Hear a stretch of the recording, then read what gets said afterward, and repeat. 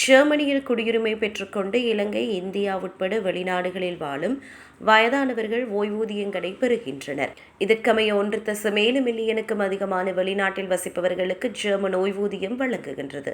இதில் 100 வயதுக்கு மேற்பட்ட ஆயிரக்கணக்கானோரும் அடங்குவர். ஓய்வூதியம் பெறும் 100 வயதை தாண்டியவர்களின் பங்கு ஜெர்மனியை விட வெளிநாடுகளில் மிக அதிகம். இவைகளில் பலர் அமெரிக்கா, இஸ்ரேல், கனடா, இத்தாலி, இலங்கை, இந்தியா உள்ளிட்ட பல நாடுகளில் வசிக்கின்றனர். இதன்போது நடக்கும் மோசடிகளை தடுக்க ஜெர்மன் ஓய்வூதிய காப்பீடு கடுமையான காசோலைகளை பயன்படுத்துகிறது. பல நாடுகளில் ஓய்வூதியம் பெறுபவர்கள் யாராவது இன்னும் உயிருடன் இருக்கிறார்களா என்பதை உறுதிப்படுத்த இறப்பு பதிவுகள் மற்றும் பிற தரவுகள் தானாகவே பரிமாறிக்கொள்ளப்படுகின்றன. இல்லையெனில் ஓய்வூதியம் பெறுவோர் ஆண்டுதோறும் ப்ரூஃப் ஆஃப் லைஃப் எனப்படும் வாழ்க்கை சான்று ஆவணத்தை வழங்க வேண்டும்.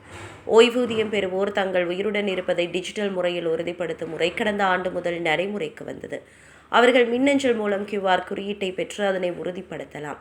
இதற்காக புகைப்படம் எடுக்க ஒரு செயலி பயன்படுத்தப்படுகிறது. 100 வயதுக்கு மேற்பட்டவர்கள் வருடத்திற்கு ஒரு முறை ஆதாரத்தை அனுப்ப வேண்டும்.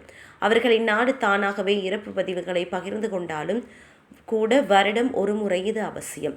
2024 ஆண்டில் மட்டும் வாழ்க்கை சான்று வழங்கப்படாததால் வெளிநாடுகளில் 6000க்கும் மேற்பட்ட ஓய்வூதியங்கள் நிறுத்தப்பட்டன. 2020 மற்றும் 2024 ஆண்டுகளுக்கிடையில் 38,000க்கும் மேற்பட்ட ஓய்வூதிய கொடுப்பனவுகள் நிறுத்தப்பட்டன. இந்த முறையை விரைவுபடுத்தவும் உலகளவில் ஓய்வூதிய கொடுப்பனவுகளை பாதுகாப்பானதாக மாற்றவும் ஜெர்மன் மேலும் பல நாடுகளுடன் இணைந்து செயற்படுகிறது.